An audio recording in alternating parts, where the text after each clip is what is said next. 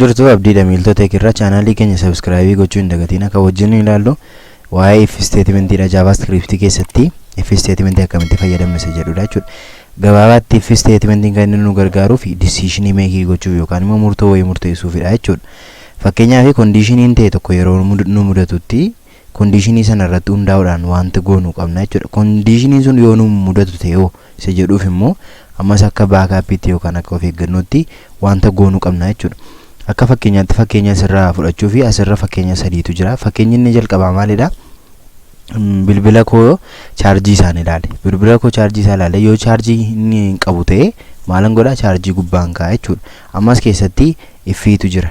Kan inni ilaallu immoo maalidha? Chaarjiidha jechuudha. Erga chaarjii isaa ilaallee booddee immoo maaltu ta'a jechuudha? Chaarjiin isaa kun yoo waan hidhatee gara maalittiin geessa? Gara chaarjiittiin geessa jechuudha yoo chaarjii hin qabu ta'e.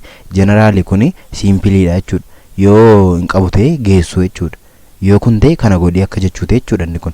Gara lamaffaatti deemuudhaaf immoo bakka nama jiru kanarraa fantaallee deemuu barbaade jechuudha. Fantaallee deemuu barbaadeen inni yoon konkolaataa argadde nan deema jechuudha. Amma gaas keessatti maalidha? Konkolaataadha jechuudha wanti inni irratti hundaa'ee jiru jechuudha. Konkolaataa yoon argadde bakka sanatti maalan godha?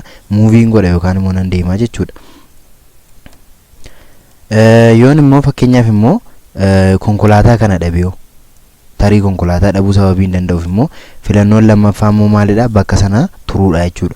Kanaafiyyuu amma isa gararraa keessatti yoo chaarjii fixee jiraate chaarjiitti gochuudha jechuudha. Isa kana keessatti garuu yoo waan ta'e yoon konkolaataa argadde nan deema jechuudha fantaallee. Kan kanaan ala immoo nan hafaa jechuudha.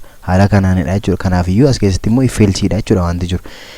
Yoo konkolaataan jiraate nan deema, konkolaataan jiru yoo ta'e immoo bakka sanatti nafaa jechuudha. Bakka nama jiru kanatti jechuudha.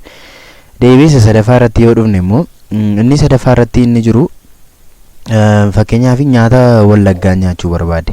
Jechuun nyaata wallaggaatti beekaman keessaa fakkeenyaaf yoo hancooteen jira, yoo hancooteen jiraate bakka nama nyaachuu dhaqe sana hancooteen jiraasa jedhudha jechuudha. Kan inni jalqaba cheekii godhu jechuudha. Yoo hancooteen jiraate maalin nyaadha? Hancooteen nyaadha jechuudha. Kan inni nyaadhu hancooteedha jechuudha. Kanaan ala yoo cuumboon jiraate, kana jechuun kanaan ala yoo cuumboon jiraate jechuun maal jechuudha?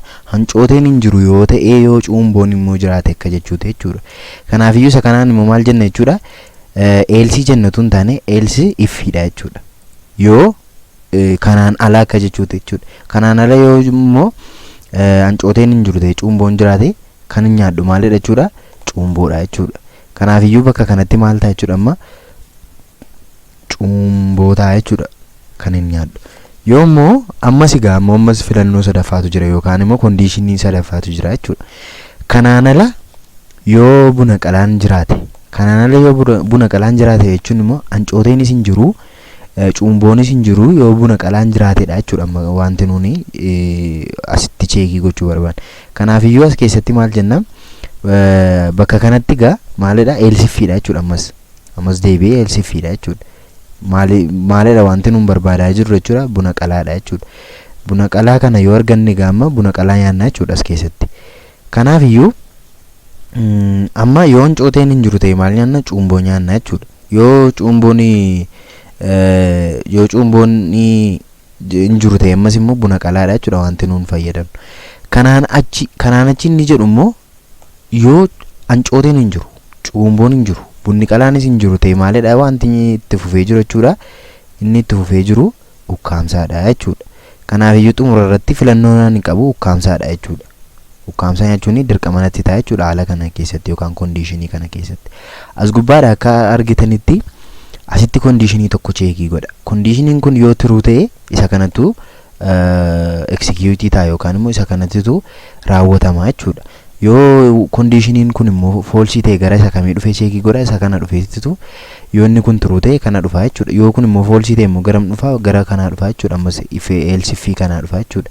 Kanaafiyyuu ergas dhufee booddee immoo yoo kun turuudha ta'e dhufee buna qalaa kanatu executii ta'a yookaan hojiirra oola jechuudha. Kanaan ala immoo isa dhufa gara eelsii kanaa dhufa jechuudha. Eelsiin kun egaa gabaabamatti maalidha? Hancooteenis hin jiru, cuumboonis hin jiru, buna qalaanis hin jiru.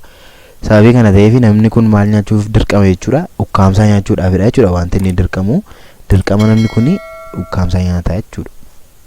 As keessatti fakkeenya tokko fudhadhee isinitti argisiisa. Fakkeenyaaf vaariyaabilii tokko fudhannee asitti afaan afaan oromoo beeka afaan oromoo beekaa isa jedhu cheekii goona jechuudha. Fakkeenyaaf namni ta'e tokko afaan oromoo kan inni beekuuf akka inni hin beekne adda baafachuuf yoo ta'e afaan oromoo beekaa isa jedhu kanaaf vaaliyuu lama dha jechuudha. Deebinuu hin qabnu yookaan beekaa yookaan immoo hin beekuudha jechuudha. Kanaaf yoo keessatti wanti nuun fudhannu intiijarii yookaan stringii yookaan wanta biraa osoo hin taane maalidha buuliyaanii fudhanna jechuudha.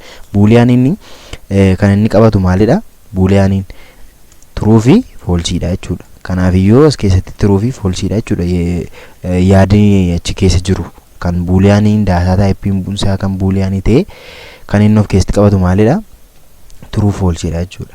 Kanaaf yoo afaan oromoo beekaa namni kun isa jedhu kan amma fakkeenyaaf cheekii gochuudhaaf yoo ta'e afaan oromoo beekaa isa jedhu kan argaggoonni namichi kun yoo afaan oromoo beeka ta'e akkaataa kondiishinii isa duraatti hojjenna jechuudha. Amma fakkeenyaaf kondiishinii isa duraa keessatti maal jedha yoo chaarjiin hin jiru yoo bilbilli keenya chaarjii fixee jiraate chaarjii irra gochuu haala jedhuun jechuudha. Kanaaf yoo beeka ta'e qofa maal jennaas keessatti isa kana keessatti document right eeyyee beeka en fakkeenyaaf yoo namni kun afaan oromoo beeka ta'e akka inni eeyyee beeka jedhudha jechuudha. Ammas keessatti namichi kun beekaa isa dhugaafii gaafata yoo deebiin kanaatti ruudha ta'e gara kana dhufaa jechuudha. Ammaaf turuudha. Kanaaf yoo wanti kun maal nu ta'a jechuudha gara display ta'utti deemaa jechuudha. Eeyyee beekaa nuun jedhee jechuudha. Kanaaf iyyuu sababiin kana nuun jedhee fi asii kanatu turuudha jechuudha. Kanaaf fakkeenyaaf immoo false yoo goone false yoo ta'e immoo maal ta'a yeroo goonutti immoo wanti tokko hin jiru jechuudha. Kanaaf iyyuu amma gaa yeroo false ta'utti immoo maal ta'a jechuudha homtuu tokko sababiin hojjetaminiif jiruu fi gara isa kanaatti ce'uun dirqama nutti ta'a jechuudha. As keessatti kondiishinii kana keessatti jechuudha. Isa kana keessatti konkolaataa yoo jiraate namni sun hin deema jechuudha. Kanaan achi immoo maal ta'a hin hafaa jechuudha. Kanaaf iyyuu haala kanaanii yoo afaan oromoo beeka ta'e eeyyee beeka jedhaan jechuudha. Yoo afaan oromoo hin beeku ta'e hin beekuudhaan jechuudha. Haala kanaan jechuudha. Kanaafuu bakka kanatti document dot right jennee bakka kanatti lakkii hin beeku lakkii hin beeku jenna fakkeenyaaf jechuudha. Amma kana keessatti gaa yoo inni kun turuu ta'e isa kanatu dhufee ba'a jechuudha. Amma kanaafuu falseedha sababii ta'eef namichi kun maalidha afaan oromoo hin beeku jechuudha. Akkuma asirraa hubachuuf danda'amutti jechuudha. Kanaaf iyyuu lakkii hin beekutu mul'achuu qaba jechuudha. Yoo garuu kun turuu ta'e maal ta'a jechuudha gara isa kamitti deema jechuudha gara beekaatti deema jechuudha. Fakkeenyaaf turuu yoon godhe gara isa kamitti deema eeyyee beekaatti dhufa jechuudha. Inni sadaffaan immoo yeroo kondiishiniin hedduu ta'e nu mudatu tokkotti utuu gara sanaatti hin deemin dura garuu bifa gabaabaa ta'een warreen asirratti barraan kana haala kamiin barreessuu dandeenya isa jedhu al tokko yoo ilaalle gaarii ta'a. Bakka kanatti fakkeenyaaf kana nan gabaabsa gara